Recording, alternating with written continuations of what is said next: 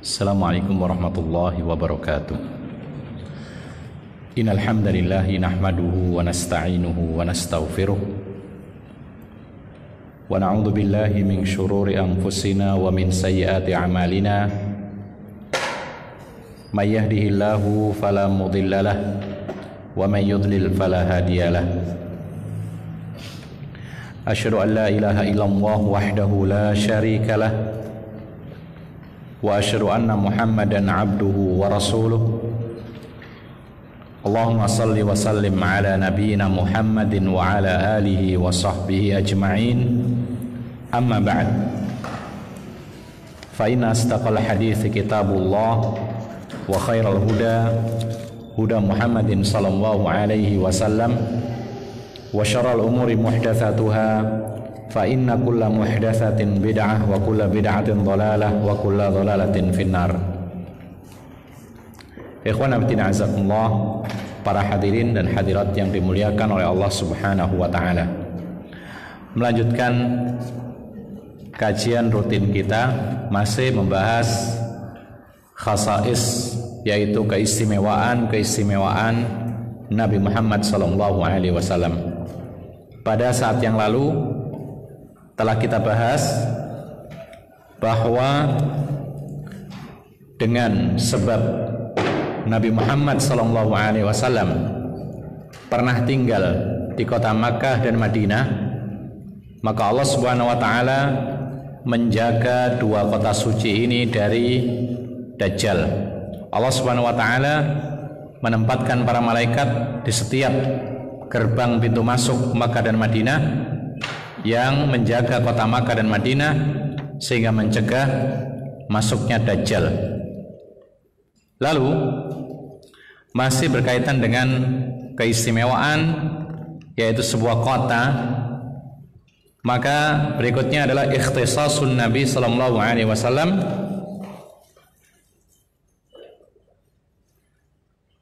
bi anna ta'una la yadkhulu madinatahu, bahwa wabah ta'un itu tidak akan masuk ke kota beliau. Yang disebut di sini ta'un, bukan corona. Artinya, kalau ada yang mengatakan bahwa lo kok bisa katanya tidak dimasuki ta'un Makkah Madinah, tapi sekarang heboh ada corona masuk Makkah dan Madinah, andaikan itu betul masuk, maka tidak bertolak belakang dengan apa yang dikatakan oleh Nabi SAW yang dijaga oleh Allah, bahwasanya Madinah tidak akan dimasuki wabah ta'un. Ikhwana fiddin azakumullah. Adapun ta'un, maka para ulama berbeda pendapat tentang mendefinisikannya. Sebagian mengatakan bahwa ta'un adalah penyakit atau wabah yang sangat menular, yang sangat mematikan, yang menyerang pencernaan seseorang manusia, dan itu akan menular. Yang lain mengatakan bahwasanya ta'un adalah penyakit menular, wabah yang sangat mematikan, yang menyerang pernafasan. Ada lagi sampai menyebut nama penyakit tertentu seperti kolera dan semisalnya. Tetapi semua itu tidak ada keterangan dari Nabi sallallahu alaihi wasallam. Tetapi intinya adalah ta'un adalah penyakit atau wabah penyakit yang sangat menular dan sangat mematikan, dan itu pernah terjadi pada masa kekhilafan Umar bin Khattab di negeri Syam. Terjangkiti wabah ta'un sehingga meninggal dengan cepat ratusan orang. Ketika Umar bin Khattab hendak memasuki Madinah, Syam, negeri Syam, maka berhenti karena mendengar suatu wabah ta'un. Maka bermusyawarah, terjadi perbedaan pendapat di kalangan para sahabat Nabi SAW yang tersisa saat itu. Ada yang mengatakan teruskan masuk ke Syam karena semuanya adalah takdir Allah, mati pun juga takdir Allah. Tapi yang lain mengatakan kita kembali saja ke Madinah, karena kalau kita memasuki negeri Syam lalu kita tertular penyakit ta'un, berarti kita menceburkan diri kepada kebinasaan, sementara Allah mengatakan wala tulqu bi aidikum ila tahlukah. Janganlah kalian menceburkan diri kalian kepada kebinasaan. Kemudian seorang sahabat Nabi datang dan menyebutkan sebuah hadis yang pernah didengar oleh Rasulullah SAW, oleh beliau dari Nabi SAW. Beliau mengatakan, saya pernah mendengar Rasulullah menyebutkan tentang ta'un. Kata beliau yang maknanya, apabila ada ta'un di suatu negeri, maka kalian jangan memasukinya. Dan apabila di suatu negeri itu ada ta'un sementara engkau ada di dalamnya, maka jangan keluar. Ini ketika didengar oleh Umar, kemudian Umar langsung kembali ke Madinah. Dia mengatakan sami'na wa ta'na dengan hadis ini, kemudian sebagaimana petunjuk Rasulullah, sehingga dia pulang kembali ke Madinah dan akhirnya tidak masuk ke negeri Syam. Dan ini sebuah petunjuk Rasulullah SAW. Apabila terdengar penyakit ta'un di suatu tempat, atau mungkin penyakit-penyakit yang sangat menular, yang sangat mematikan seperti sekarang yang lagi heboh, maka petunjuknya adalah jangan memasuki tempat tersebut, yang di dalam jangan keluar kalau bisa, kecuali kalau memang betul-betul dijamin sudah negatif, aman, tidak akan ada penyakitnya dan seterusnya. Ikhwana fiddin azakumullah. Oleh karena itu yang 2 hari ini kita dihebohkan dengan pemerintah Saudi yang melarang semua jamaah umrah masuk ke Saudi Arabia. Bahkan bukan hanya jamaah umrah, para pedagang pun tidak boleh. Bahkan tidak hanya demikian, orang-orang yang sudah di Madinah pun tidak bisa memasuki kota Makkah. Bahkan yang di pesawat pun sudah terbang ke Saudi Arabia, maka mereka dibalikkan lagi ke negerinya. Maka alasannya adalah untuk mencegah penyebaran lebih luas virus corona. Dan ini sesuai dengan petunjuk Nabi SAW. Jadi tidak boleh orang masuk ke dalamnya kecuali kalau sudah dinyatakan aman. Barangkali saja sekarang sedang ada masalah, kemudian diupayakan sampai aman, baru kemudian diizinkan lagi. Dan kita berharap mudah-mudahan segera dibuka kembali sehingga kaum muslimin dan muslimat yang dari luar Makkah bisa melaksanakan ibadahnya dengan tenang, aman dan nyaman. Ikhwana fiddin azakumullah. Beliau mengatakan, akhrajal Bukhari min hadits Abi Hurairah radhiyallahu anhu qala Rasulullah sallallahu alaihi wasallam 'alal madinati malaikatun la yadkhuluha at-ta'un walad dajjal.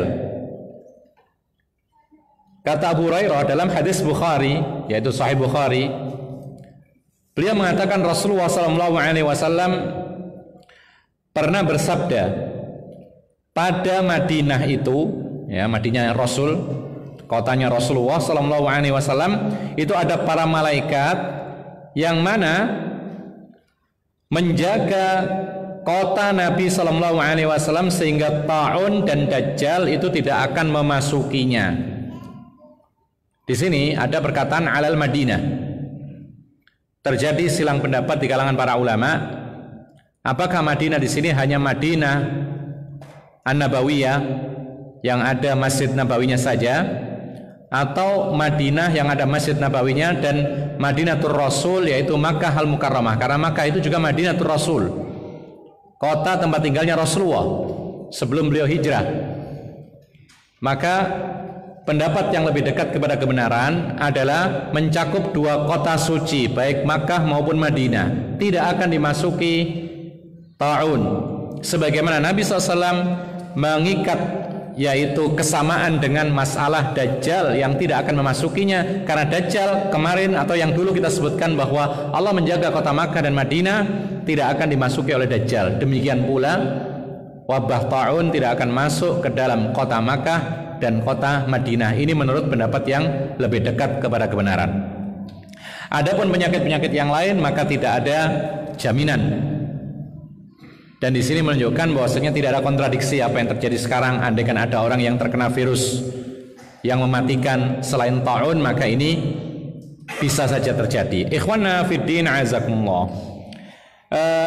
Ada keterangan yang disebutkan oleh para ulama tentang penyakit menular berupa ta'un, yang intinya adalah penyakit yang sangat-sangat mematikan dan menular cepat. Dan Rasulullah SAW telah memberikan solusi dan antisipasi serta bagaimana pencegahannya, baik pencegahan penyakit itu, pengobatannya, ataupun mencegah untuk penyebar luasannya. Di antaranya Nabi SAW mengingatkan tadi kita tidak boleh memasukinya dan orang yang di dalam tidak boleh keluar kecuali apabila dipastikan aman dari penyakit tersebut. Makanya benar yang dilakukan oleh sebagian atau banyak pemerintah-pemerintah yang di negeri-negeri yang ada di dunia ini, mereka antisipasi sangat ketat. Tidak boleh memasuki negeri mereka kecuali setelah diperiksa, kemudian dinyatakan negatif virus corona dan semisal. Ini semuanya termasuk antisipasi, dan ini selaras dengan apa yang dikatakan oleh Nabi SAW, agar intinya adalah tidak tersebar luas dan berhenti penyebaran virus-virus yang mematikan tersebut. Ikhwan fillah azakumullah. Lalu bagaimana kita menyikapi, orang yang beriman menyikapi virus-virus yang ada? Maka ada sebuah hadis tentang ta'un, khusus tentang ta'un, dari Aisyah radhiyallahu anha. Beliau mengatakan, sa'altu Nabiya sallallahu alaihi wasallam 'anit ta'un. Jadi Rasul pernah menyatakan atau mengatakan akan ada sebuah penyakit yang sangat mematikan, menular, yaitu ta'un. Kemudian hal ini diketahui oleh sahabat Nabi, tapi mereka tidak mengetahui bagaimana menyikapinya. Maka Aisyah radhiyallahu anha bertanya kepada Nabi. Apa kata beliau? Beliau bertanya kepada Nabi tentang bagaimana sih ta'un itu. Fa akhbara bihi annahu 'adzabun yab'atsuhu Allahu 'ala man yasha. Sesungguhnya kata Nabi sallallahu alaihi wasallam, ta'un itu adalah azab yang dikirimkan oleh Allah Subhanahu wa taala kepada orang yang dikehendaki. Jadi azab ta'un itu. Tapi bukan semua orang yang mendapati ta'un ini adalah diazab. Karena zaman dahulu ada sahabat Nabi yang kena ta'un ketika di negeri Syam. Dia orang baik, orang Islam. Maka kalau orang-orang Islam, orang-orang mukmin, maka kata Nabi SAW, fa innallaha ja'alahu rahmatan lil mu'minin. Tetapi ta'un itu menjadi rahmat bagi orang-orang yang beriman. Bagaimana jadi rahmat? Karena dia beriman. Dan kita mengingat dalam sebuah hadis yang kurang lebih maknanya adalah tiada seorang muslim pun yang mendapati kelelahan, payah, capek, kemudian sedih, gundah, dapat gangguan sampai duri yang menancap pada dirinya, melainkan pasti itu menghapus dosanya. Maka ini rahmat. Jadi kalau penyakit atau gangguan yang sangat ringan saja bisa menghapus dosanya, maka bagaimana kiranya penyakit yang sangat berat apalagi mematikan? Maka bisa menjadi rahmat bagi dia. Bisa jadi orang-orang yang beriman itu ketika mendapati penyakit-penyakit yang menular, yang mematikan sehingga menjadi korban, lalu dia meninggal dunia, bisa jadi Allah menghapus semua dosanya, lalu kemudian dimasukkan ke dalam surga. Itulah rahmat Allah Subhanahu wa ta'ala. Lalu Nabi mengatakan, laisa min ahadin yaqa'u ta'un fayamkuthu fi baladihi sabiran muhtasiban ya'lamu annahu la yusibuhu illa ma kataballahu lah illa kana lahu ajru syahid. Akhrajal Bukhari. Kata Nabi SAW, tiada seorang mukmin pun apabila dia terkena penyakit ta'un, lalu dia diam di tempat, tidak pergi, tidak meninggalkan tempat, tidak keluar dari daerahnya, dan dalam keadaan sabar, berharap pahala dari Allah Subhanahu wa ta'ala, dan dia yakin bahwasanya semua musibah yang menimpanya itu adalah takdirnya Allah, sudah dituliskan oleh Allah Subhanahu wa ta'ala, maka pasti itu menjadi pahala seperti pahala orang yang mati syahid. Rasulullah mengatakan, illa kana lahu ajru syahidin, melainkan pasti dia mendapatkan pahala orang yang mati syahid. Makanya para ulama mengatakan, Rasulullah pernah mengatakan ketika bertanya kepada sahabat Nabi, tahukah kalian siapa orang-orang yang mati syahid? Maka sahabat Nabi mengatakan, hanya orang-orang yang mati berperang di jalan Allah, wahai Rasulullah. Rasulullah mengatakan, idzan asyuhada qalilun. Atau kama qala sallallahu alaihi wasallam, kalau begitu orang-orang mati syahid sedikit sekali. Apalagi sekarang tidak ada peperangan. Maka Rasulullah menyebutkan ada orang-orang yang mati syahid meskipun dia tidak berperang di jalan Allah melawan orang kafir. Siapa itu? Al-Mabtun. Rasulullah menyebutkan orang yang terkena penyakit yang menyerang perut atau pencernaannya, lalu meninggal dunia. Kemudian orang yang tertimpa bangunan, Juga demikian orang yang terbakar mati, kemudian wanita yang mati karena melahirkan, semuanya adalah orang-orang yang dianggap sebagai mati syahid. Dan masih banyak lagi, diantaranya adalah karena ta'un ini menyerang manusia di area perutnya dan semisal, maka disebutkan oleh Nabi dia mendapatkan pahala syahid. Oleh karena itu, ikhwan fillah azakumullah, namun para ulama mengatakan orang yang mati kena ta'un dia dihukumi syahid oleh Rasulullah sebagaimana orang yang mati melahirkan, perempuan, atau orang yang mati terbakar, orang mati tenggelam, orang yang mati tertimpa bangunan. Mereka dihukumi syahid. Namun para ulama memberikan catatan, itu syahidnya adalah syahid di akhirat, dikumpulkan bersama orang-orang yang mati syahid, diperlakukan khusus oleh Allah Subhanahu wa taala, diampuni dosanya, dimasukkan ke dalam surga oleh Allah Subhanahu wa taala. Rasulullah mengatakan yughfaru kullu dzanbi syahid, akan diampuni semua dosa orang yang mati syahid, illa dain, kecuali hutang. Ini di akhirat mereka ini diperlakukan seperti orang-orang yang mati syahid. Namun ketika di dunia, jenazahnya diperlakukan seperti manusia yang mati biasa. Artinya, kalau ada orang meninggal dunia karena ta'un, kalau ada orang meninggal dunia karena virus apapun, perut, sakit perut, kemudian sampai meninggal dunia, atau kolera, atau corona, yang macam-macam, atau yang mati karena melahirkan, atau yang mati karena tertimpa bangunan, terbakar dan lain sebagainya, maka hukumnya di dunia jenazahnya sama dengan jenazah biasa. Artinya apa? Tetap dimandikan. Sementara orang yang mati syahid di medan perang tidak perlu dimandikan, ya, bahkan dikuburkan bersama darah-darahnya.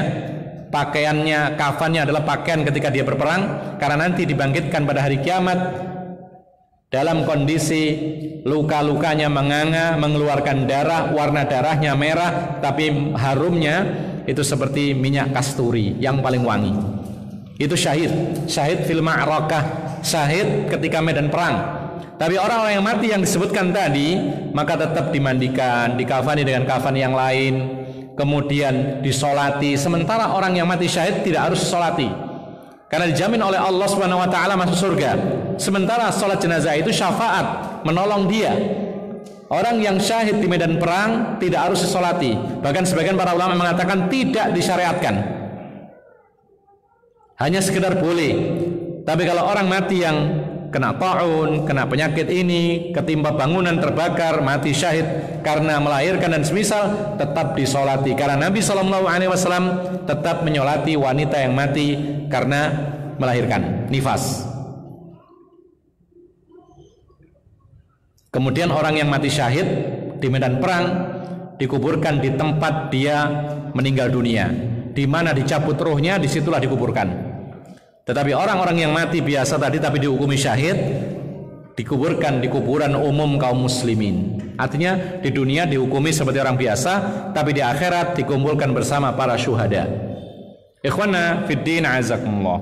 Maka di sini ada keterangan yang pasti dari Rasulullah SAW bahwa orang yang terkena ta'un, maka kalau dia bukan orang yang mukmin, dia orang-orang yang pendosa dan semisalnya, maka itu adalah hukuman dari Allah Subhanahu wa taala. Dihukum oleh Allah Subhanahu wa taala karena dosanya, karena kekufurannya, karena kesyirikannya. Tapi kalau orang-orang yang beriman yang terkena virus ta'un atau yang semisal, maka itu rahmatnya Allah diberikan kepadanya. Kemudian konsekuensi orang yang terkena penyakit-penyakit yang menular, kemudian wabah yang mematikan, silakan dia berobat. Karena Nabi memerintahkan tadawau, berobatlah kalian, wala tatadawau bil haram, tapi jangan berobat dengan yang haram-haram. Jadi ada usaha, karena Nabi memerintahkannya. Tapi kalau seandainya usaha sudah maksimal, kemudian toh meninggal dunia, maka dia harus disertai dengan sabar. Selain sabar, dia berharap pahala dari Allah akan musibah, karena setiap musibah itu berbuah pahala apabila kita sabar dan kita mengharapkan pahala dari Allah Subhanahu wa ta'ala. Sehingga ikhwanna fiddin azakumullah, orang yang sabar ketika terkena ta'un atau penyakit-penyakit yang mematikan yang lain, yang menular dan semisal, maka kalau dia meninggal dunia karena hal itu dan dia beriman, maka dia mendapatkan pahala, yaitu syahid. Ikhwanna fiddin azakumullah. Berikutnya termasuk keistimewaan Nabi sallallahu alaihi wasallam, ikhtisasun Nabi sallallahu alaihi wasallam bi anna salata fi masjidihi afdalu min alfi salatin. Beliau mengatakan di antara keistimewaan Nabi bahwasanya salat di masjid beliau saja ini, Masjid Nabawi, itu lebih utama pahalanya dibandingkan 1000 salat di tempat lain. Jadi Masjid Nabawi yang sekarang kita kenal ya di kota Madinah, bahkan itu pusat tengah kota Madinahnya, maka sholat di sana sekali pahalanya lebih dari 1000 kali sholat di tempat lain. Jadi kalau kita sholat di sana sekali itu sama dengan lebih dari 1000 kali sholat di masjid kita ini sekarang. Lebih 1000, bukan 1000, lebih dari 1000, karena Rasulullah mengatakan afdalu min alfi salat. Dalam sebuah hadis an Ibnu Abbasin annahu qala inna imra'atan ishtaqat syakwan. Dari Ibnu Abbas, semoga Allah meridhoinya, beliau mengatakan ada seorang wanita mengeluhkan sakitnya, artinya dia merasa sakit, tertimpa sakit. Faqalat, kemudian karena sakitnya yang kuat atau yang berat, maka faqalat, dia mengatakan in syafanillahu la akhrujanna fala usalliyanna fi baitil maqdis. Bernadar. Jadi karena sakit yang lama tidak kunjung sembuh, dia sempat bernadar. Ya. Kalau seandainya Allah menyembuhkan aku, maka aku bernadar keluar dari tempat ini, Madinah yakni, untuk sholat di Baitul Maqdis. Di mana itu? Di Palestina, di Syam sana. Jadi dia bernadar kalau sembuh akan melakukan perjalanan jauh ke negeri Syam, sholat di Masjid Al-Aqsa. Kemudian fabariat, lalu ternyata betul-betul sembuh. Tetapi para ulama memberikan catatan, Allah mentakdirkan demikian bukan karena nadarnya. Karena nadar itu tidak akan mendatangkan sesuatu apapun. Dalam hadis yang lain demikian. Bahkan Nabi mensifati dengan sifat yang buruk orang yang suka bernadar. Beliau mengatakan, lalu betul-betul sembuh. Kemudian summa tajahazat turidul khuruja, dia siap-siap ingin melakukan perjalanan ke negeri Syam untuk sholat di Masjid Al-Aqsa. Faja'at Maimunatu zaujun Nabi sallallahu alaihi wasallam tusallimu alaiha fa akhbarat hadzalika. Kemudian datanglah Maimunah, istrinya Nabi sallallahu alaihi wasallam, mengucapkan salam kepadanya, lalu diceritakanlah ketika ditanya mau kemana, dia mengatakan saya mau pergi ke Masjidil Aqsa untuk sholat karena saya bernadar kalau sembuh. Maka apa kata Maimunah? Faqalat ijlisi faquli ma sana'ti wa salli fi Masjidir Rasul sallallahu alaihi wasallam. Dia mengatakan, sudah duduk saja di sini. Makanlah apa yang kau buat makanan itu. Jadi dia sudah siap-siap makanan, bekal. Maka Maimunah mengatakan, sudah makan saja semua yang engkau siapkan itu untuk bekal. Kemudian Maimunah mengatakan, sholatlah di masjid Nabi ini, fa ini sami'tu Rasulullah yaqul, karena aku pernah mendengar Rasulullah bersabda, sholatun fihi afdalu min alfi sholatin fi masiwahu minal masajidi illa masjidil Ka'bah. Satu kali sholat di dalam Masjid Nabawi lebih utama, lebih bagus dibandingkan dengan 1000 kali sholat di selain Masjid Nabawi, kecuali Masjidil Haram, tidak bisa tertandingi. Jadi yang paling utama adalah Masjidil Haram, Masjid Nabawi, baru kemudian Masjidil Aqsa. Ikhwana fiddin azakumullah, ada beberapa pelajaran yang bisa kita petik dari kisah ini, kisah yang singkat ini. Yang pertama, demikianlah para sahabat Nabi dahulu memahami melalui Rasulullah SAW, seperti yang dikatakan oleh Maimunah, istrinya Nabi SAW, bahwa sekali sholat di Masjid Nabawi itu pahalanya dilipat gandakan lebih dari 1000 kali lipat jika sholat di masjid biasa. Dan ini menunjukkan kepada kita bahwasanya semua masjid selain Masjidil Haram, Masjid Nabawi dan Masjidil Aqsa tingkatannya sama, tidak ada kelebihan. Masjid Nidaul Fitrah ini, Masjid Istiqlal di Jakarta, Masjid Al-Akbar di Surabaya, itu semua sama. Tidak ada kelebihannya, kecuali dia mempunyai kelebihan bahwa itu adalah rumah Allah, tempat yang paling dicintai oleh Allah. Sholat di situ sekali ya sekali, di ganjaran 10 kali lipatnya minimal.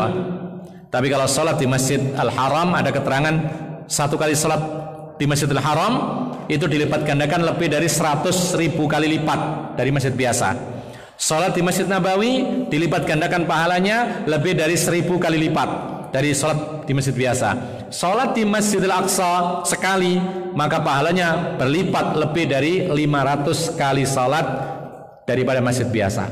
Hanya 3 masjid ini yang ada keutamaannya. Makanya keliru kalau kita berusaha untuk mengadakan perjalanan jauh, menziarahi suatu tempat masjid tertentu selain 3 ini, lalu kita meyakini di sana lebih afdal sholatnya. Tidak boleh. Kita sengaja musafir menuju Masjid Istiqlal, Jakarta. Apa tujuannya? Saya pinginnya sholat di sana karena di sana saya lebih dapat banyak pahalanya, misalnya. Dia meyakini bahwa sholat di sana lebih afdal daripada sholat di masjid kampung di sini. Kita katakan ini keliru. Kenapa demikian? Karena Rasulullah SAW pernah mengatakan, la tushaddur rihalu illa ila 3 masajid, masjid hadza wal masjidil haram wal masjidil aqsa wa masjidil aqsa. Tidak boleh mengadakan perjalanan safar yang jauh untuk mencari tempat berkah kecuali kepada 3 masjid, Masjidil Haram, Masjid Nabawi, dan Masjidil Aqsa. Karena memang Allah melebihkan dan lebih berkah salat di sana. Lebih berkah, pahalanya lebih berlipat dibandingkan dengan masjid-masjid biasa. Oleh karena itu, ikhwan fillah azakumullah, jangan disia-siakan ya kalau kita sedang pergi umrah atau ziarah Masjid Nabawi, jangan disia-siakan salat di Masjidil Haram. Jangan pula disia-siakan salat di Masjid Nabawi. Alangkah nikmatnya sebagian saudara kita yang bisa tinggal di sana atau penuntut ilmu di sana, luar biasa setiap hari bisa salat di Masjid Nabawi. Mereka yang tinggal di Makkah bertahun-tahun bisa setiap hari mengumpulkan pahala ribuan, bahkan ratusan ribu, mungkin miliaran, karena setiap hari salat di sana. Oleh karena itu, ikhwan fillah azakumullah, kalau kita sedang berada di sana, jangan kemudian mengutamakan yang lain kecuali salat. Karena sebagian jamaah haji atau umrah ketika sudah melaksanakan haji atau umrahnya, maka sibuknya adalah belanja. Jadi belanja, tiap hari belanja, kopernya belum penuh, sehingga setiap hari mikirnya belanja, sehingga kadang-kadang ketinggalan sholat berjamaah di Masjid Al-Haram, Masjid Nabawi. Dan subhanallah, kami sempat tersinggung dengan seorang yang setiap tahun dia menabung, bukan hutang ya, menabung. Kalau berhutang kurang afdol. Kalau umrah untuk berhutang dengan cara berhutang kemudian untuk umrah, ini kurang afdol. Ada seorang yang kehidupannya biasa, dan gitu kita saksikan setiap tahun mesti dia umrah, hampir tidak pernah tidak. Setiap tahun, padahal kehidupannya biasa. Bahkan pekerjaannya kalau boleh dibilang ya, itu pekerjaannya hanya subhanallah, pekerjaan-pekerjaan yang remeh. Dia membuka toko ya, dan toko itu tidak terlalu ramai, dan dia sendiri yang menjaga, sudah tua. Tapi kita lihat dia bisa umrah setiap tahun. Lalu kita penasaran, tanyakan seorang bapak ini yang sudah tua, apa motivasinya dia pergi umrah setiap tahun padahal kehidupannya biasa, rezeki ya tidak terlalu berlebihan. Maka dia mengatakan, saya melakukan hal ini karena 3 hal. Dan ini mungkin bisa kita cerna ya, karena 3 hal. Kenapa demikian? Dia mengatakan, yang pertama, saya bisa sholat di Masjidil Haram, di Masjid Nabawi, yang sekali saja umrah, sehingga sholat di Masjid Nabawi dan Masjidil Haram itu pahalanya melebihi saya sholat setahun di kampung saya. Kemudian dia memberikan hitungan, sekali sholat sama dengan 100.000 di Masjid Al-Haram. Nah, saya sholat 5 kali sehari, sudah berapa ratus ribu ini. Sementara kita sholat di kampung Tidak sebanyak itu. Maka saya setiap tahun pergi ke Mekah untuk umroh, saya menyempatkan salat 5 waktu Masjidil Haram, Masjid Nabawi, sehingga saya salat hanya beberapa hari saja, maka saya bisa menandingi salat setahun dan lebih ketika salat di kampung. Ini satu. Lalu dia menyampaikan karena demikianlah ada keterangan dalam hadis. Lalu yang kedua dia mengatakan, karena saya pernah mendengar seorang ustadz menyampaikan bahwa al-umratu ilal umrati kafaratun bainahuma. Satu umrah dengan umrah yang berikutnya menghapus dosa antara keduanya. Lalu dia mengatakan, saya manusia biasa pasti sering salah, maka saya ingin terhapus dosa saya dengan umrah ini. Jadi tiap tahun dia. Lalu yang ketiga dia mengatakan, saya sudah pernah melakukan haji. Dia sudah pernah haji dulu, lama sekali. Kemudian ada hadis Nabi, Rasulullah mengatakan, tabi'u bainal haji wal umrah fa innahuma yanfiyanil faqra wal dhunub. Hadis riwayat Tirmidzi. Kata beliau, iringilah haji itu dengan umrah. Artinya setelah haji, iringi dengan umrah. Karena apa? Karena antara haji banyak itu bisa menghilangkan dan menghapus dosa. Dan dia mengatakan, alhamdulillah, saya meskipun hidup sederhana, tapi saya merasa cukup kaya, dan saya hidup tidak punya hutang. Dia mengatakan demikian. Dan saya punya anak-anak, saya tidak menggantungkan kepada anak-anak hidup saya. Saya cukup dengan apa yang saya kerjakan sekarang. Dan saya merasa bahwa ketika saya melakukan demikian terus-menerus, maka janji Allah ditepati. Apa itu? Urusan saya dimudahkan, saya merasa cukup. Lalu yang berikutnya, wadzunub, demikian pula dosa saya juga akan dihapus oleh Allah. Jadi kita mendapat pelajaran dari beliau, subhanallah. Kehidupannya sangat sederhana, tapi dia bisa menabung, kemudian dia melaksanakan umrah karena ingin pahala yang luar biasa yang tidak bisa didapatkan kecuali di sana. Ma'asyiral muslimin rahimah. Dan tidak boleh kita ini suudzon ya. Kemarin ada postingan yang dikirimkan kepada kami bahwa tidak boleh orang kaya itu sering umroh. Tidak boleh. Alasannya apa? Alasannya masih banyak orang miskin, masih banyak orang yang butuh. Kenapa uangnya nggak dibagi saja kepada orang miskin? Ada yang berkataan demikian. Jadi ada buat poster begitu, orang kaya tidak layak untuk umroh berkali-kali dengan kekayaannya. Karena apa? Karena masih banyak tetangganya yang miskin, mestinya dia bagi hartanya kepada orang-orang fakir miskin. Nah, kita katakan masalah seperti ini tidak boleh kita suudzon. Kita tidak tahu masa sih dia berbagi kemudian pengumuman. Orang yang pergi setiap saat untuk umrah kemudian dia berbagi kan tidak mengumumkan kalau dia berbagi. Itu masalah keikhlasan, dia tidak ingin diketahui. Yang kedua, andaikan dia pergi terus untuk umrah, itu kan ibadah, dan ibadah itu masalah masing-masing, tidak boleh kita kemudian protes. Kalau dia merasakan bahwasanya Allah membuka pintu untuk hal seperti ini, kenapa dihalangi? Karena Allah Subhanahu wa taala memudahkan urusan orang-orang itu berbeda-beda. Ada dimudahkan untuk membantu fakir miskin, ada dimudahkan untuk pergi melaksanakan ibadah umrah, ada yang dimudahkan untuk ilmu, ada yang dimudahkan untuk pekerjaannya berkah sehingga menolong orang banyak, macam-macam. Jadi tidak boleh kita kemudian suudzon kepada mereka. Oleh karena itu, ikhwana fiddin azakumullah, ini adalah hal yang perlu kita cermati. Jadi tidak boleh kita kemudian mengatakan demikian. Bahkan dia bisa mengatakan dua-duanya jalan, mau apa? Ya umroh ya sedekah, tapi saya tidak akan memberitahukan kepada siapapun sedekah saya. Oleh karena itu, ikhwan fillah azakumullah, maka Nabi SAW ketika Maimunah ketika melihat ada seorang wanita yang bernazar kalau sembuh maka dia akan pergi ke masjid apa tadi? Al-Aqsa, Baitul Maqdis, Masjid Al-Aqsa, untuk sholat di sana. Lalu Maimunah tidak mengingkari nazarnya. Kenapa demikian? Karena sudah terlanjur. Ini sebuah petunjuk bagi kita. Kalau orang itu sudah terlanjur bernazar, maka tidak usah diingkari nazarnya, dijelaskan iya. Tinggal sekarang konsekuensinya penuhi nadarnya. Makanya para ulama mengatakan nadar itu ada dua pembahasan. Mengucap nadarnya, yang pertama satu sisi bahasannya, yang kedua hukum menepati nadarnya. Kalau masalah mengucap nadar, memulai nadar, maka para ulama berbeda pendapat. Ada yang berpendapat haram, ada yang mengatakan haram. Kenapa demikian? Karena Rasulullah melarang ketika ditanya tentang nadar, qala la wa inna ma yustakhraju bihi minal bakhil. Rasulullah ketika ditanya tentang bernadar, Rasulullah mengatakan jangan, karena sesungguhnya ucapan nadar itu keluar dari mulut orang-orang bakhil. Maka mereka mengatakan demikian. Dengan dasar ini bernadar berarti hukumnya haram.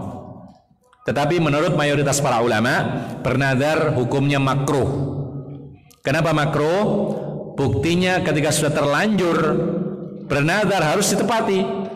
Berarti tidak mungkin sesuatu itu haram lalu disuruh untuk menepatinya. Maka larangan Nabi di sini bukan untuk keharaman, tetapi makruh. Adapun sifat yang disebutkan, nazar itu tidak akan keluar kecuali dari orang yang bakhil.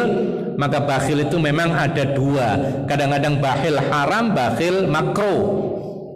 Dan yang di sini adalah bakhil yang makruh. Apa itu bakhil yang makruh? Bakhil yang makruh itu menahan untuk mengeluarkan sesuatu yang dianjurkan. Kalau bakhil yang haram menahan untuk mengeluarkan sesuatu yang wajib dikeluarkan. Bakhil berzakat, hukumnya apa? Haram. Bakhil tidak mau membantu orang miskin, makruh, karena tidak wajib membantu orang miskin. Maka di sini bakhil yang disebutkan Nabi adalah bakhil yang sifatnya makruh. Ini satu sisi pembahasan tentang bernadarnya. Lalu sisi yang kedua, menepati nadar itu hukumnya terperinci. Terperinci. Paling tidak ada 4. Yang pertama, dilihat apabila isi nadarnya adalah ibadah dan ketaatan. Ya, ibadah dan ketaatan. Contohnya puasa, contohnya bersedekah, contohnya sholat, tawaf. Maka para ulama mengatakan wajib ditaati atau ditepati. Karena Nabi mengatakan man nadhara an yuti' Allah falyuti'hu. Barang siapa bernazar untuk melakukan ketaatan kepada Allah, maka dia harus mentaati Allah. Ini satu.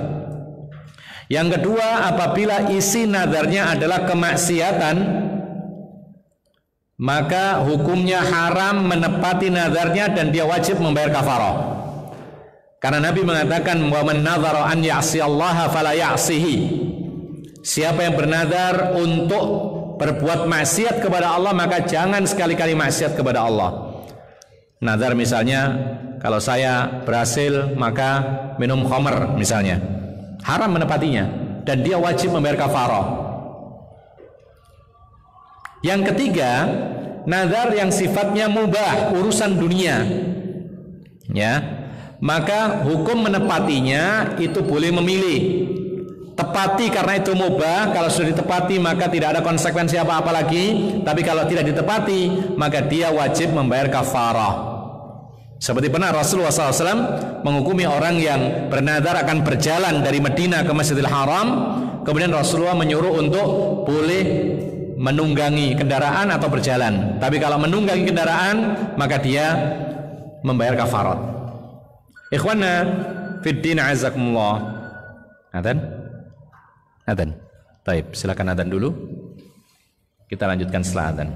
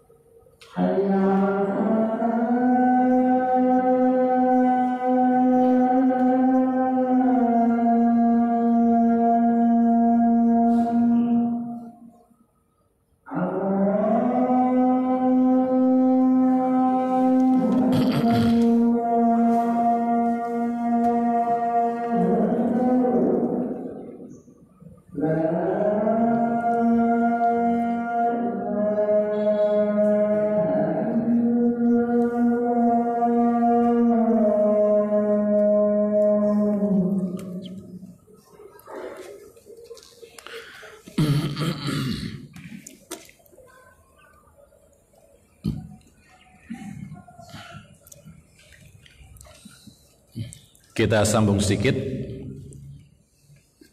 Dalam kisah sang wanita yang bernadar kalau sembuh akan sholat di Masjid Al-Aqsa, maka ditegur oleh Maimunah bahwa dia boleh sholat di mana tadi? Di Masjid Nabawi. Apa alasannya?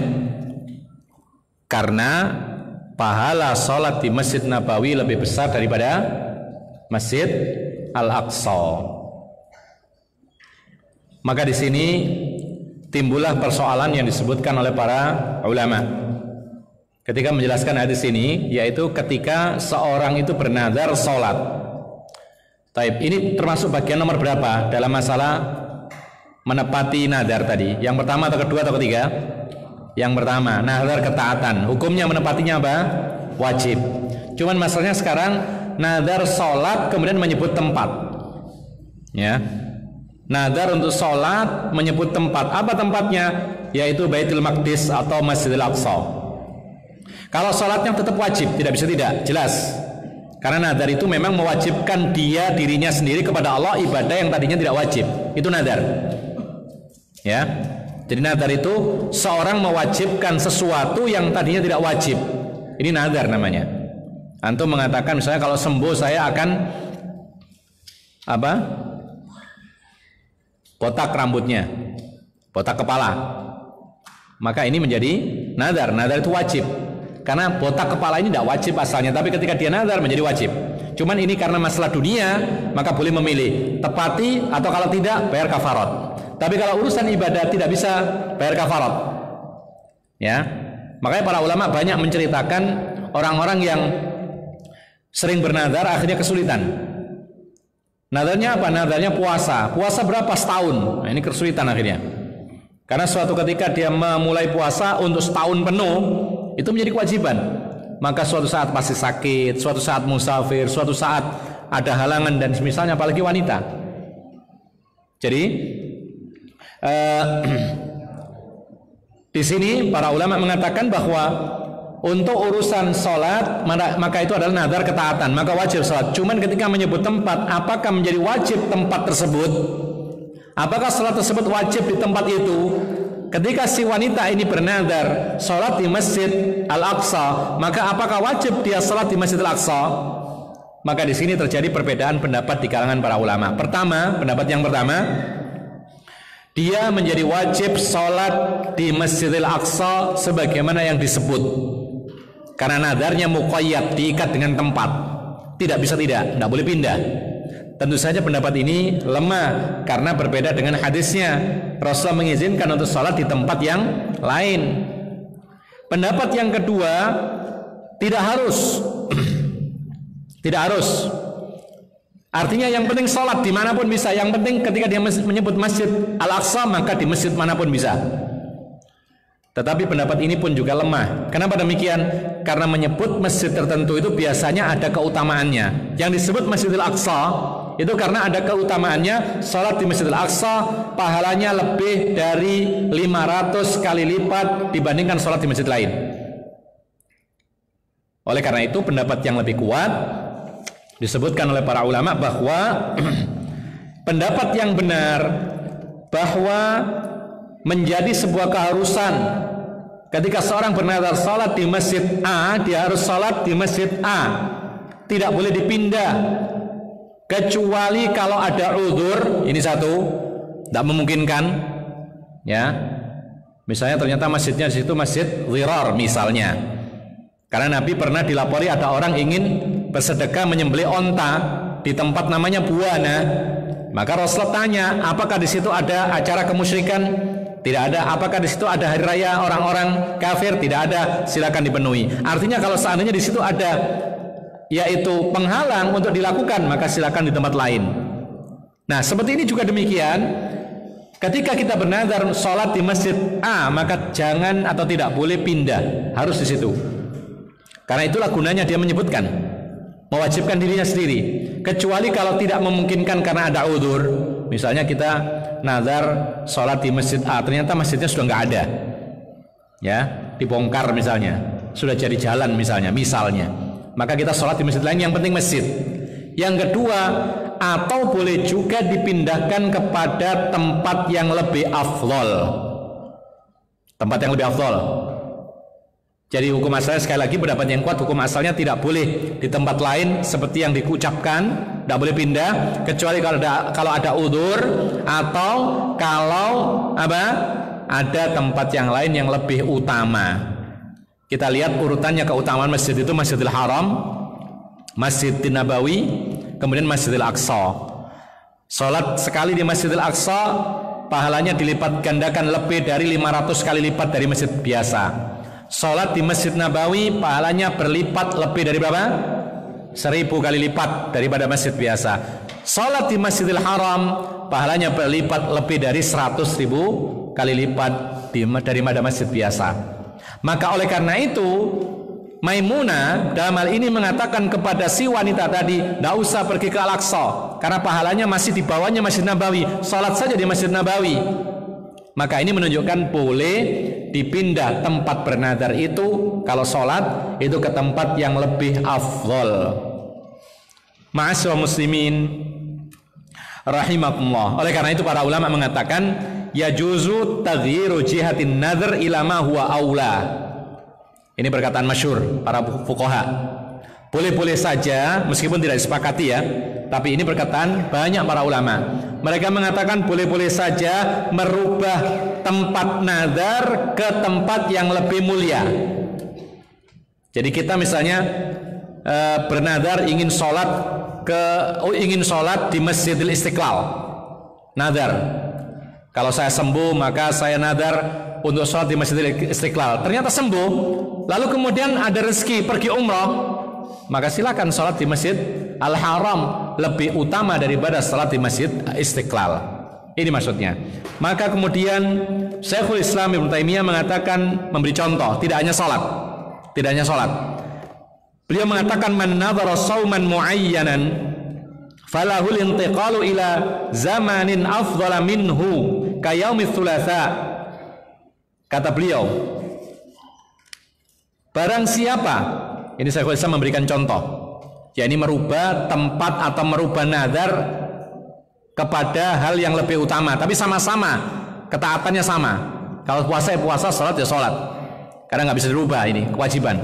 Kata beliau, Syekhul Islam mengatakan, barang siapa bernazar puasa hari tertentu, ya, maka boleh dia memindahkan hari yang lain yang lebih utama untuk puasa, maksudnya hari yang lebih disunahkan untuk puasa hari apa? Senin atau Kamis. Maka beliau mengatakan, ya, yaitu dicontohkan kalau orang itu berpuasa Selasa misalnya, maka dia boleh berpindah ke hari Senin karena puasa hari Senin itu lebih disunahkan daripada hari Selasa. Baik. Contoh yang lain sebutkan oleh sebagian para ulama. Ada orang bernazar puasa 3 hari. Maka kemudian dia melakukan dalam sebulan melakukan puasa Senin Kemis. Boleh nggak? Boleh, karena itu lebih dari 3 hari. Bahkan itu ada keterangan Senin Kemis itu ada keutamaannya karena perintah Rasulullah Sallallahu Alaihi Wasallam. Oleh karena itu, ikhwan fillah azakumullah, perkataan ini dikuatkan oleh para ulama yang tergabung dalam Lajnah Daimah, yaitu lembaga fatwa yang ada di Arab Saudi sana. Mereka mengatakan tentang hal ini, wa yadullu ala naqlin nadri minal makanil mafdhul ilal makanil afdal qauluhu lirrajulil ladzi nadhara an yusalliya fi Baitul Maqdis salliha huna akhrajahu Abu Dawud. Ada kisah yang lain. Kalau yang dalam kitab tadi itu kisah yang terjadi antara wanita dengan istri Nabi. Yang menyuruh salat di Masjid Nabi adalah istri Nabi. Tapi ada kisah yang lain dalam riwayat Abu Dawud, dikatakan di sini oleh Lajnah Daimah, yang menunjukkan atau dalil yang menunjukkan bolehnya memindahkan nadar dari satu tempat ke tempat yang lebih afdol adalah Rasulullah pernah berkata kepada seorang laki-laki yang bernadar ingin sholat di tempat yang lain, maka Rasulullah mengatakan salliha huna, yaitu sholatlah di sini di Masjid Nabawi. Inilah yang bisa kita sampaikan. Inti daripada hal yang kita sebutkan, kita mendapatkan dua kekhususan Nabi Sallallahu Alaihi Wasallam pada malam hari ini. Yang pertama adalah karena Nabi Muhammad Sallallahu Alaihi Wasallam, maka Allah menjaga dua kotanya, yaitu kota Makkah dan Madinah, daripada virus menular mematikan, yaitu taun. Lalu yang kedua, Nabi Muhammad Sallallahu Alaihi Wasallam karena dengan sebab beliau, maka Allah Subhanahu Wa Taala mengutamakan melebihkan pahala salat di Masjid Nabawi. Disebutkan dalam sebuah hadis, satu kali salat di Masjid Nabawi itu lebih baik pahalanya 1000 kali lipat lebih baik dibandingkan dengan masjid-masjid yang lain. Ini yang bisa kita sampaikan. Mungkin ada yang ingin bertanya, kami persilahkan. Kalau ada silakan.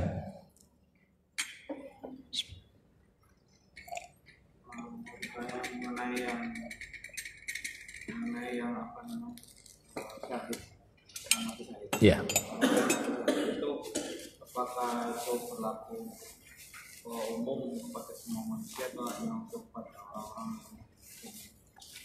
mukmin yang beriman, walaupun dia bermaksiat? Baik. Ada pertanyaan.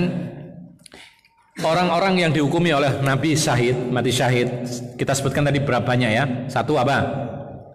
Selain jihad fisabilillah, ini jelas dunia akhirat ini syahidnya. Yang syahid di akhirat saja itu satu orang yang mati kena taun. Yang kedua mati ketimpa bangunan. Tiga terbakar. Empat tenggelam. Yang perempuan mati melahirkan, nifas. Nah sekarang apakah ini umum semua orang yang beriman, baik dia bermaksiat atau tidak, atau ini khusus orang-orang yang beriman yang sempurna imannya atau yang tidak berdosa kepada Allah? Insya Allah ini mencakup, karena Nabi SAW tidak menjelaskan, ya, tidak menjelaskan dan tidak memerinci. Maka kita berharap ini mencakup semua orang yang beriman. Mungkin dia melakukan dosa, tapi ketika dia meninggal niatnya baik. Ketika dia meninggal saat itu dia ingin berbuat baik, meskipun dalam waktu yang lain dia berbuat dosa, tapi ketika dia ingin berbuat baik lalu tertimpa bangunan meninggal dunia, maka ini tanda husnul khatimah. Allahu a'lam. Ya. Baik. Kita cukupkan sampai di sini. Mudah-mudahan bermanfaat. Wa akhiru da'wana alhamdulillahirabbil alamin. Wa sallallahu ala nabiyyina Muhammadin wa ala alihi wa sahbihi ajma'in. Subhanakallahumma bihamdika asyhadu an la ilaha illa anta astaghfiruka wa atubu ilaik.